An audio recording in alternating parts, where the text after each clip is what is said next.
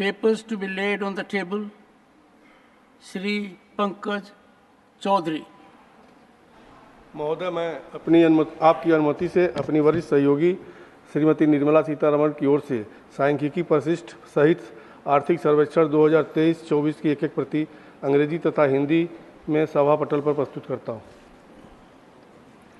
Shri Pramod Tiwari. P की कृपा से संभव हो पाया। मैं सुप्रीम कोर्ट के उस निर्णय का स्वागत करता हूं जो प्रश्न मैंने उठाया था सुबह। इंतरिम आदेश जारी करते हुए उन्होंने रोक लगा दी है नेम प्लेट इस्तेमाल करने के। मैं सुप्रीम कोर्ट के प्रति this will not go on record, this is inappropriate. नहीं बैठिए Pramod, this is inappropriate, this will not go to court.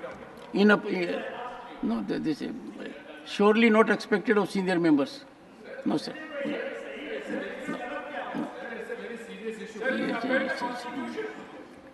I know.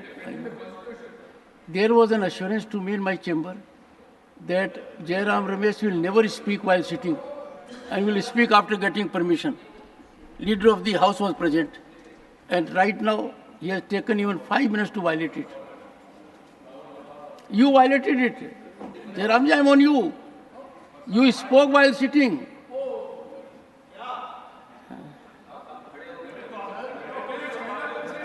Leader of the House. My colleague on the lighter vein, old habits die, it takes time to die hard.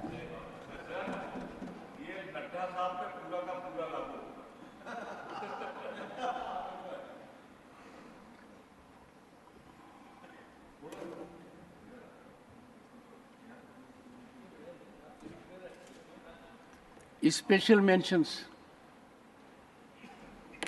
Honorable members, we are accommodating today all the special mentions received. All. Shri Kartikeya Sharma. Thank you, Chairman, sir. For indigenized English proficiency test. Thank you, Chairman, sir. Sir, the need for this very important subject, the IELTS, which is International English Language Testing System, and the TOEFL, which is a test of English as a foreign language exams, amongst others, are pivotal for Indian aspirants seeking education and opportunities abroad. These exams serve as a standardized measure of English proficiency required by universities and immigration departments in English-speaking countries. The industry surrounding these exams has grown significantly post-COVID-19, making it a multi-billion-dollar industry with ever-increasing volumes of aspirants registering for these exams. Approximately $3 billion, 25,000 crores, is spent every year on these exams by Indian students. One significant issue is the high cost associated with taking these exams. Every year, lakhs of Indian aspirants appear for these exams. The fees for which is usually upwards of 10,000 rupees per exam. This also indicates that a hefty annual revenue of several $billion is being generated for foreign entities conducting these exams. This cost is exacerbated by additional expenses such as coaching fees, study materials, repeated attempts, and lack of adequate exam centers, entailing to high travel costs as well. Considering the said facts, it would only be appropriate that India comes up with the indigenous English proficiency test catering to the needs of aspirations of Indians. I request the Ministry of Education to take initiative of forming a world-class test-based or internationally accepted standards and make joint efforts with Ministry of External Affairs to create its acceptance throughout the countries with global education hubs. This shall not only afford ease of access for an economically challenged aspirant, but also democratize the mechanism of learning English as a means of gaining higher education for foreign lands. Thank you, sir. Thank you, Kartikeya ji. Mani Shri M. Muhammad Abdullah. Mani M. Muhammad Abdullah request to approve the Tanjore Pudukkottai Madurai railway line. Not present. Mani Shri Sant Balbir Singh ji. Not present. Srimati J.B. Mather Hisam.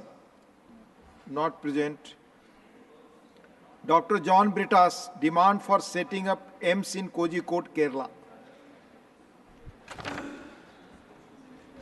Thank you, sir.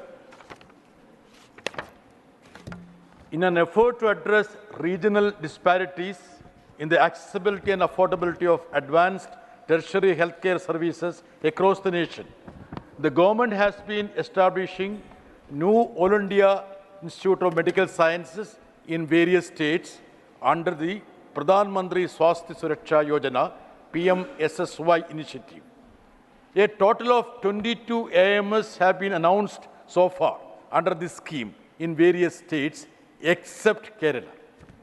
Kerala is perhaps the only major state in the country that does not have an All India Institute of Medical Science. Nadaji, suniye.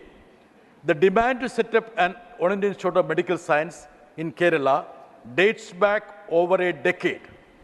Though the state of Kerala has remarkable feats in the healthcare sector, the absence of a union government funded institution of national importance for tertiary healthcare and research remains a significant gap.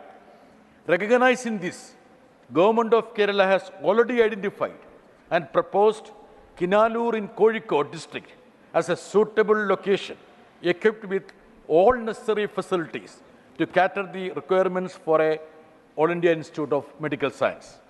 However, despite repeated appeals from the state, a definitive decision from the union government is still awaited. In an answer to a written question raised by me in Rajya Sabha on July 25th, 2023, government revealed that the proposal for All India Institute of Medical Science in Kerala hasn't been approved in the current phase of PMSSY. Therefore, I earnestly, fervently urge upon the government to review its stance and expeditiously grant approval for the establishment of All India Institute of Medical Science at Kinalur in Kozhikode district in Kerala. Thank you, Sir, John Britas. he wants to respond, sir. K.R.N. Rajesh Sir, Kumar. he wants to respond. Shri Manya Shri K.R.N. Rajesh Kumar, absent. Manya Shri Harish Biran. Manya Shri Harish Biran, Yes, sir. absent. Thank you very much, sir, for giving me this opportunity. Yes. I'm raising the matter regarding the exponential increase in airfares being charged by the airline companies with particular reference to the Gulf region. Rule 134 of the aircraft rules states that there cannot be any monopoly or cartelization with regard to the airfares. The DGCA is the appropriate authority in this regard. The majority of expats in the Gulf area are engaged in blue-collar jobs. They face excessive airfares, particularly on Air India Express. It is also pertinent to note that there are numerous complaints against Air India Express regarding irregular price hikes, inconsistent flight schedules, and abrupt cancellations. On 9th May 2024, 85 Air India Express flights out of 380 were cancelled across the country. And on 12th May, 52 flights were cancelled. More than 400 flights were cancelled and rescheduled within 2 weeks in May alone. Further, the user fee at Thiruvananthapuram Airport has been hiked by 50% by the Airport Economic Regulatory Authority, which significantly impacts air travel and tourism sector in Kerala.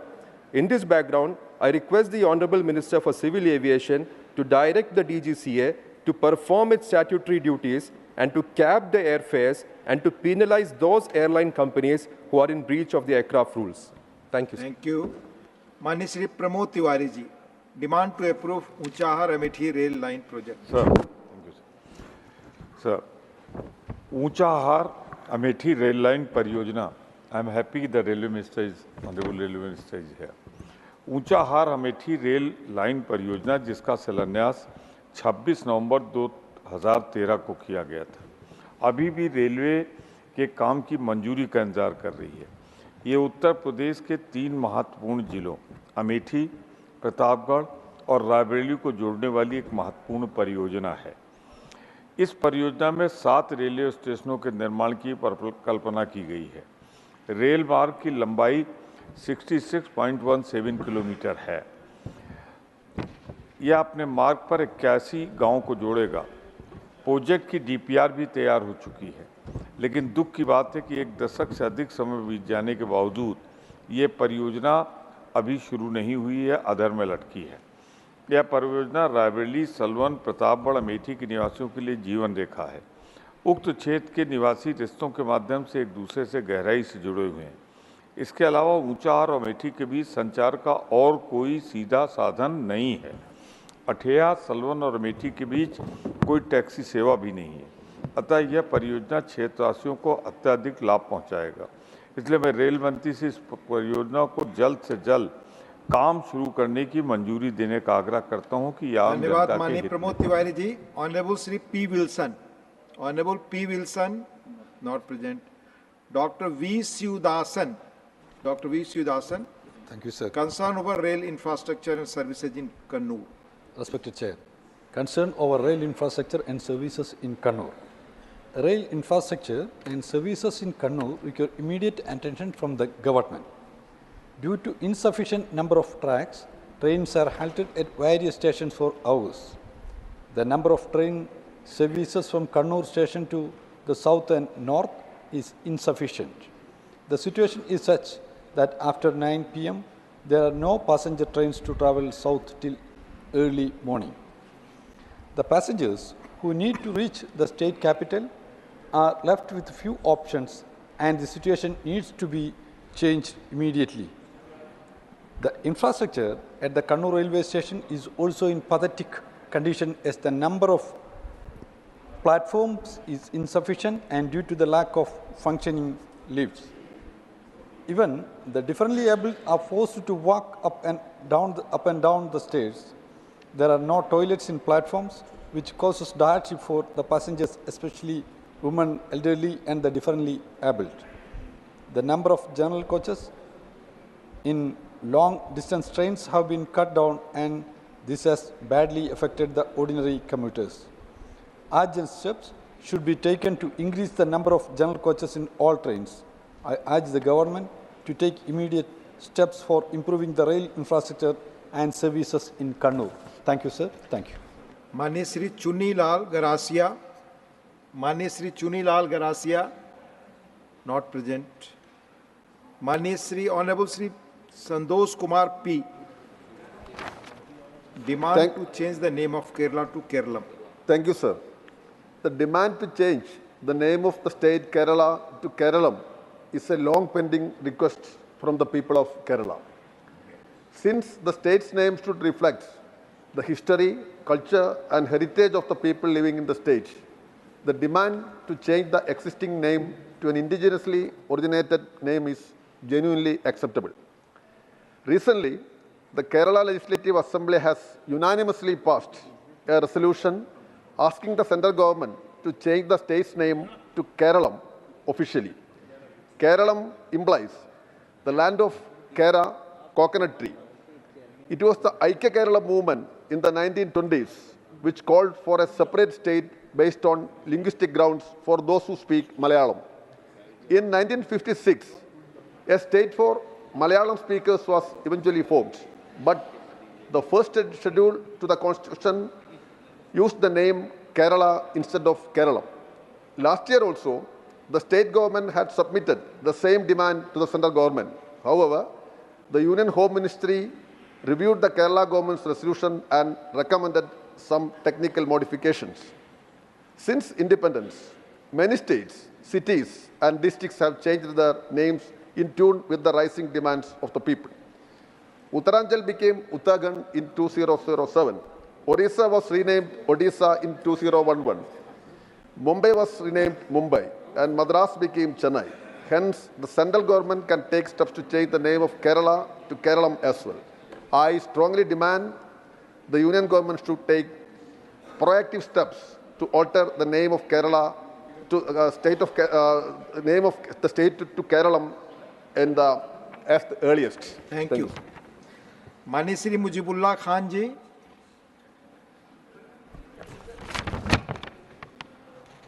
Challenges with National Highway in Odisha. The situation of National Highway in Odisha is currently dire, characterized by significant delay in National Highway projects and inadequate maintenance. One prominent example in the Cuttack-Sambalpur National Highway project, which has been a source of immense frustration and inconvenience for the people of Odisha.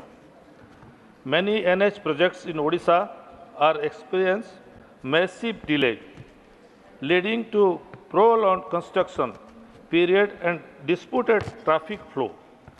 This not only impact commuters, which also affect business and local economic dependent on smooth transport route. Maintenance of existing NH in Odisha is substandard, with potholes, uneven surfaces, and inadequate signals posing serious safety hazards for motorists. This lack of upkeep contributes to increased accidents and travel discomfort. The Cuttack-Sambalpur NH project exemplify these issues. Their incomplete construction, frequent roadblock, and unclear timeline have caused significant hardship for residents of travelers alike. The prolonged nature of this project had disputed daily routes, hampered logistics, and increased road travel costs. Thank you. Thank you. Honorable Sri M. Sanmugam. Thank you, Deputy Chairman, sir. I raised to the issue of subject need to expedited track doubling project in the Vilupuram Thanjavur mainline section, Southern Railway. Sir, the people of Thanjavur Delta are demanding for the track doubling project in the Vilupuram Thanjavur mainline section via Mayiladurai Kumbakonam. This line will be passing through popular tourist religious destinations like Chidambaram, Vaidiswaran Koil, Mayiladurai and Kumbakonam. The main line is an old line and is already saturated through the passenger traffic, and good traffic has increased. The project is pending for a long time. The survey for the whole project is already completed, and I assure the railway that this line being a busy line and giving good occupancy in passenger traffic, they will get good return. I would therefore urge upon the Honorable Minister for Railways and the Honorable Minister for Finance to make adequate budget allocation for this doubling project work, so that the people, so the work can be started at the earliest and the project would be operational in the near future. Thank you. माननीय श्रीमती गीता उर्फ चंद्र प्रभा जी। जी धन्यवाद। आदरणीय उपसभापति महोदय, आदरणीय प्रधानमंत्री जी के नेतृत्व में केंद्र सरकार द्वारा रक्षा उत्पाद को प्रोत्साहन करने हेतु देश में विभिन्न स्थानों को चयन कर वहां डिफेंस कॉरिडोर को स्थापित करने की योजना बनाई गई। इसी क्रम में उत्तर प्रदेश के आगरा, अलीगढ़, लखनऊ, कानपुर, चित्रकूट तथा झांसी में डिफेंस कॉरिडोर स्थापित हुई। महोदय, उत्तर प्रदेश के औरैया तथा इटावा जनपद भौगोलिक दृष्टि से औद्योगिक विकास के अनुरूप परिस्थितियों में स्थित है। दोनों ही जनपद उत्तर प्रदेश के उच्च शिक्षा दर वाले जनपदों में से एक है, परंतु दोनों जनपदों में औद्योगिक विकास की कमी के कारण युवाओं को रोजगार के लिए बड़े शहरों में जाना पड़ता है। महोदय, मैं आपके माध्यम से सरकार से निवेदन करती हूँ कि डिफेंस कॉरिडोर के लिए चयनित चित्रकूट, झांसी, कानपुर तथा लखनऊ कॉरिडोर का विस्तार इटावा तथा औरैया जनपद तक किया जाए। दोनों ही जनपद झांसी तथा चित्रकूट से बुंदेलखंड एक्सप्रेसवे के माध्यम से तथा कानपुर से सड़क व रेल मार्ग द्वारा तथा लखनऊ से आगरा एक्सप्रेसवे के सीधे जुड़े हुए हैं। डिफेंस कॉरिडोर के दोनों जनपदों तक विस्तार से क्षेत्र के विकास की नई संभावनाओं के साथ ही युवाओं को रोजगार के नए अवसर प्रदान हो सकेंगे। धन्यवाद। धन्यवाद। माननीय श्रीमती जेबी माथेर Hisham.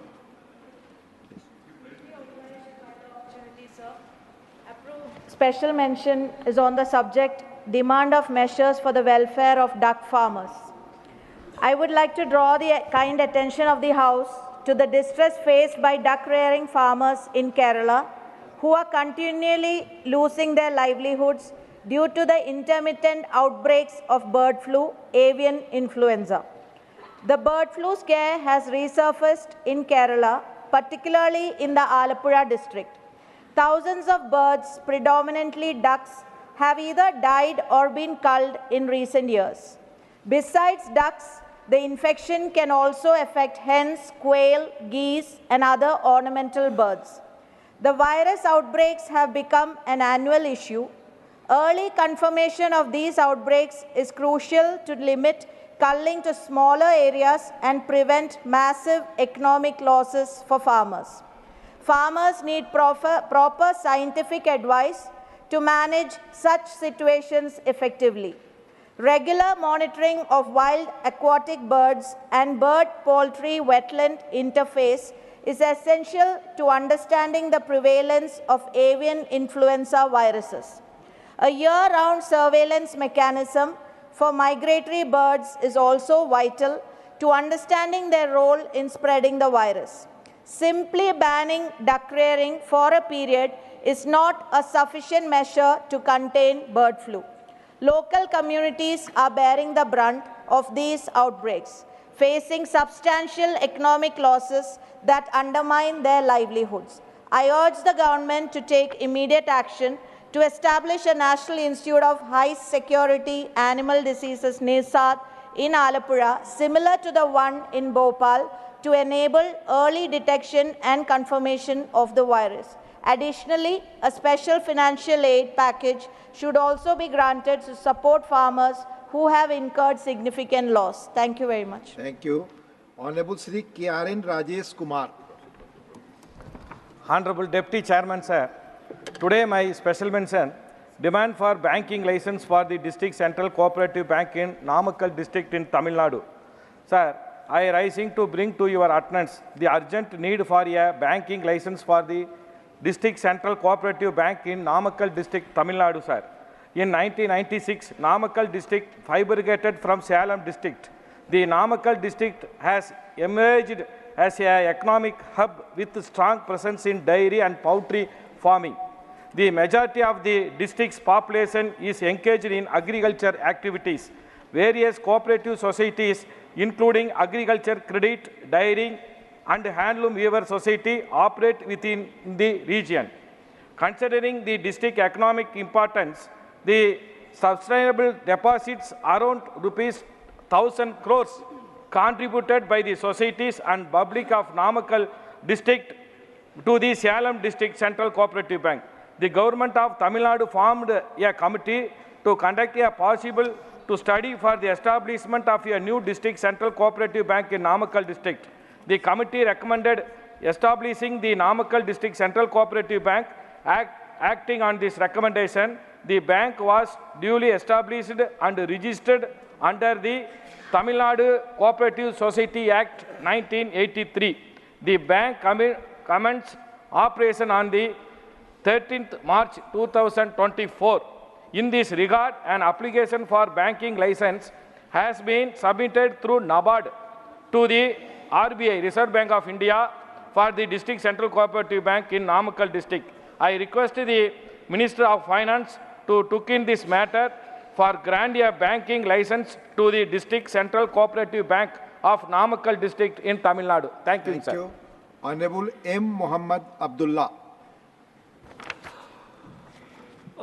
Thank you, Deputy Chairman, sir. Sir, since 1925, the Thanjavur, Pudukkottai, Madurai railway line has been a long cherished project for people from all walks of life. This dream project is almost 1 century old. The plan for this railway line was made during the British period and landmarking were established. The stones used for the landmarking are still available, sir. Thanjavur is also known as a southern capital of Hindu religion. It is a home to UNESCO site called the 1,000 years old granite big temple and has many other important heritage sites and tourist attractions surrounded by many temples. Pudukkottai is one of the important central districts in Tamil Nadu, which is significant commercial connection to Thanjavur and Madurai. It has commercial and trading links with many wholesalers all over India. But sadly, the Tanjavur-Pudukkottai-Madurai railway line is 100 years old dream railway line for Tamil Nadu people, still in paper, sir. It will be benefit more than 5 districts in Tamil Nadu, including Tanjavur, Sivagangai, Pudukkottai, Tiruchi, and Tanjavur also. Sir, it will provide direct and shortest railway connectivity from north to southern area. However, it is yet to be placed in the pink book. This line will benefit both passenger and freight movement, particularly from Tuticorin to Rameswaram and to other areas, as the existing line are mainly used for passenger train movement. Also, this project will have a huge rate of return, sir. Hence, I humbly request the Honorable Minister of Railway to immediately look into this issue with utmost priority and take the necessary steps to approve the same, sir. Thank you. Thank you. Mani Sri Sant Balbir Singh ji. Mani Sant Balbir Singh ji.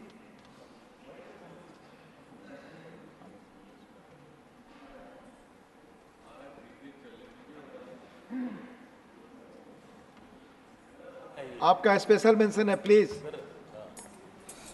Demand to stop the cultivation of paddy in Punjab.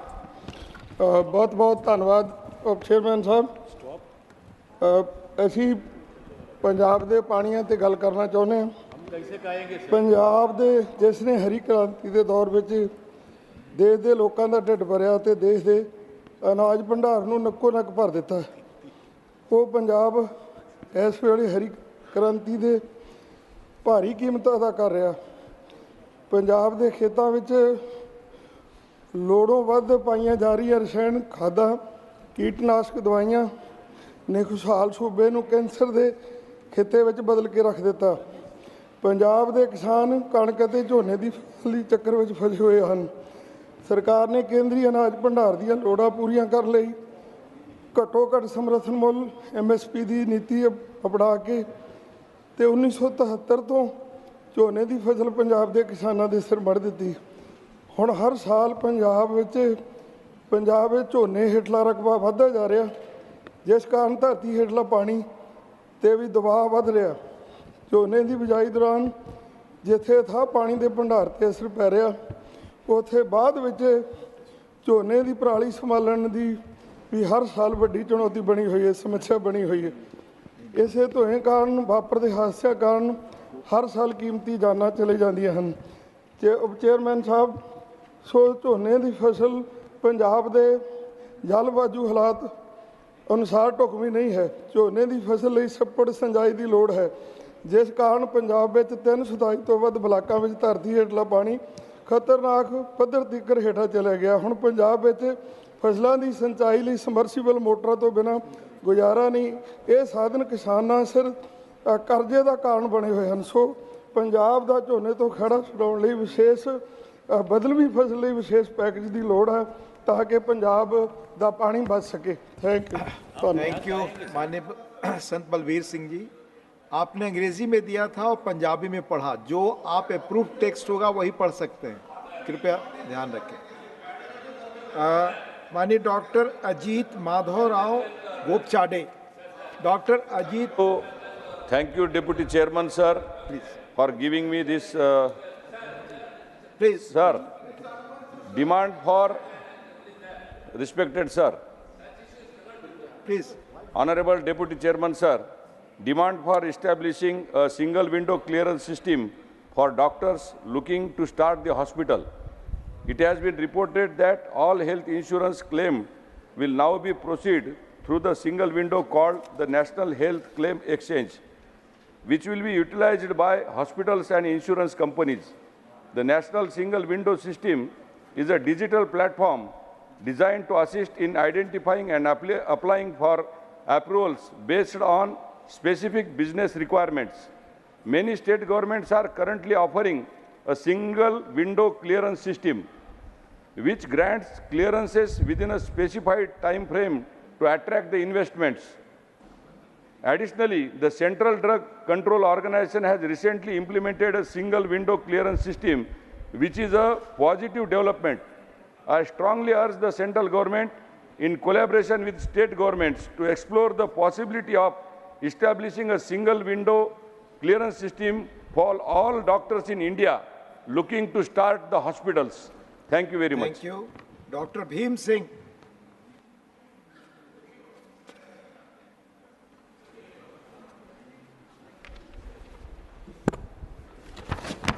महोदय, अपने देश के दैनिक जीवन में railway एक महत्वपूर्ण भूमिका निभाती है।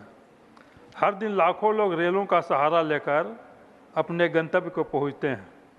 रेलवे ने सभी ट्रेनों में first AC class, AC 2 tyre, AC 3 tyre coach की संख्या बढ़ाई है, पर साधारण श्रेणी के डिब्बों में बढ़ोतरी लगभग नगण्य है। ऐसे में इन कोचों में यात्रा करना बेहद कष्टकारी हो जाता है। विशेषकर बिहार, उत्तर प्रदेश, झारखंड के प्रवासी मजदूरों को इससे बहुत दिक्कतें होती हैं। ये मजदूर खासकर पर्व त्योहारों के अवसर पर डिब्बों में ठूस कर यात्रा करने को बाध्य हो जाते हैं।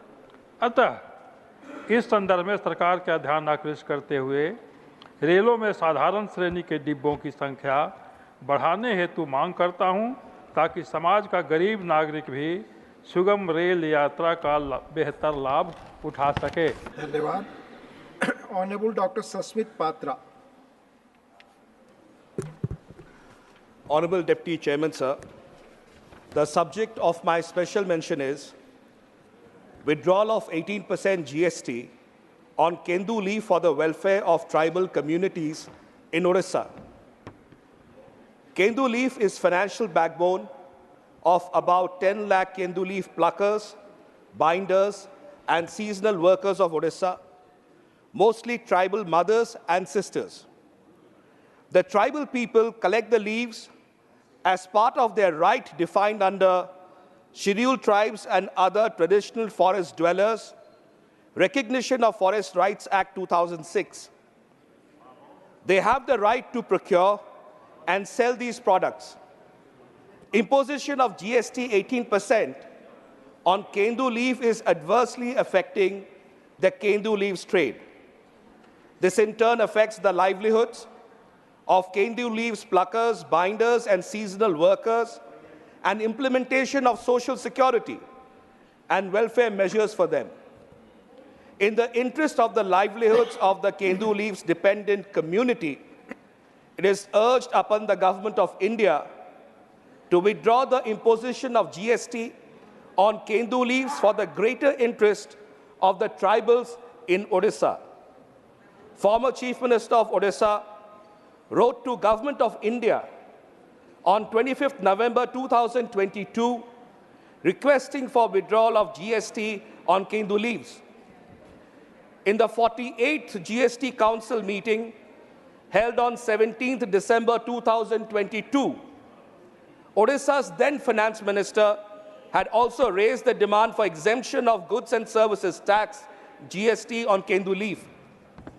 The Biju Janata Dal has been relentlessly seeking the withdrawal of GST from kendu leaf. The withdrawal of GST on kendu leaf will strengthen and empower about 10 lakh tribal mothers and sisters.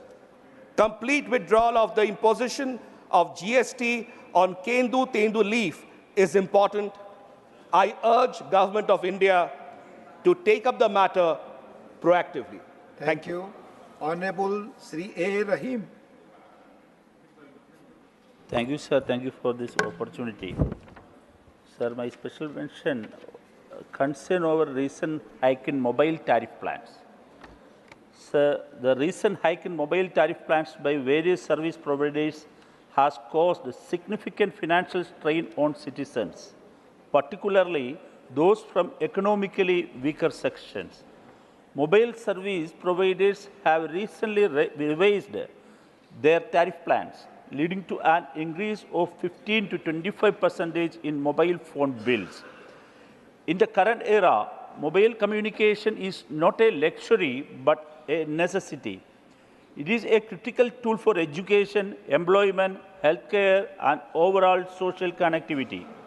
The steep increase in tariffs has placed an undue burden on households already grappling with the economic pressure of the pandemic and inflation. Many students, workers, and small business owners rely heavily on affordable mobile services for their daily operations. The increased tariffs have disrupted their activities, affecting productivity and access to essential services. It will also increase the digital divide in the country. It is very important to consider the measures to alleviate the financial strain on consumers. I request the government take possible steps to review the tariff hikes and explore the subsidies for low-income users. Also, introduce regulatory measures to ensure that any future tariff changes are gradual and considerate of the public's capacity to absorb such costs. Thank you, sir. Thank you. Mani Sri Naresh Bansal ji. धन्यवाद उपसभापति जी। प्रधानमंत्री नरेंद्र मोदी जी ने बढ़ती जनसंख्या को लेकर लाल किले से 2019 में स्वतंत्रता दिवस के मौके पर देश के लोगों से छोटे परिवार की अपील की। जनसंख्या विस्फोट लोकतंत्र और सामाजिक आर्थिक विकास के लिए सबसे बड़ा खतरा है। ज़्यादातर समस्याओं की जड़ है नागरिकों को स्वच्छ हवा, स्वच्छ पेयजल, स्वास्थ्य और आश्रय, जीवन यापन, शिक्षा का अधिकार है और जनसंख्या नियंत्रण के बगैर इनको सुनिश्चित नहीं किया जा सकता। अभी 125 करोड़ भारतीयों के आधार कार्ड हैं, जबकि करीब 20% यानी 25 करोड़ लोग बिना आधार कार्ड के हैं। इसके अलावा बड़ी संख्या में बांग्लादेशी, रोहिंग्या घुसपैठिए अवैध रूप से रह रहे हैं। हमारे पास अमेरिका की तुलना में 1/3 भूमि है, जबकि जनसंख्या की दर अमेरिका की तुलना में 8 गुना है। जनसंख्या विस्फोट या अधिक उपभोग के कारण जनसांख्यिकीय आपदा और प्राकृतिक संसाधनों के पूरी तरह से खत्म हो जाने के गहरे भय के आवेग में बदल चुका है। जनसंख्या नियंत्रण के प्रयास सफलतापूर्वक हों, लेकिन यह भी ध्यान रखना होगा कि कहीं भी जनसांख्यिकीय असंतुलन की स्थिति न पैदा होने पाए। ऐसा न हो कि किसी एक वर्ग की आबादी बढ़ने की गति अधिक हो और दूसरे वर्ग की जनसंख्या स्थिरीकरण के प्रयासों से उनकी आबादी को नियंत्रित कर जनसंख्या असंतुलन पैदा हो। जिन देशों में असंतुलन होता है वहाँ चिंताएं बढ़ती हैं, धार्मिक डेमोग्राफी पर विपरीत असर पड़ता है, वहाँ अव्यवस्था, अराजकता जन्म लेने लगती है। मैं सरकार से आग्रह करता हूँ कि दुनिया के विकसित देशों के जनसंख्या नियंत्रण कानून और नीतियों का अध्ययन करके भारत में जनसंख्या नियंत्रण के उपाय सुझाएं और कानून बनाएं। धन्यवाद। माननीय Shri Samik Bhattacharya, honourable Shri Samik Bhattacharya, please. My demand to introduce Tejas coaches in Howrah and Shialdah Rajdhani Express. Howrah-New Delhi Express is the oldest Rajdhani Express in the country. It started its journey long back in 1969. Later on, owing to the high demands of the passengers flying between Delhi and Calcutta, and to ease down the existing pressure of booking on Howrah Rajdhani Express, Indian Railways introduced the Shialdah Rajdhani Express in the year 2000. Both these trains are presently plying with modern LHB coaches. While initially both these trains could be distinguished by the LHB coaches as the other trains were having ICF coaches, the difference between the ordinary express trains and these Rajdhanis have dwindled in the recent years owing to modernization efforts undertaken by the Indian Railways by the way of replacing old ICF coaches of ordinary express trains with LHB ones. Indian Railways have to introduced more modern Tejas coaches into several Rajdhani Express trains, including Mumbai Central to New Delhi, Rajendranagar Terminal to New Delhi, Bhubaneswar to New Delhi, etc. Accordingly, I request the Ministry of Railways, Government of India, to consider introduction of modern Tejas coaches in Howrah and Shialdah Rajdhani Express trains. Thank you, sir. माननीय श्री संजीव अरोरा जी। Mani Sri Sanjeev Arora, not present. Mani Sri Sambhu Saran Patel ji. Mani Sri Sambhu Saran Patel ji, not present.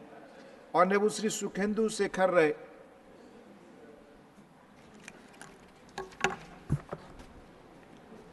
Sir, my special mention is in relation to repatriation of smuggled, stolen Indian antiquities from foreign countries.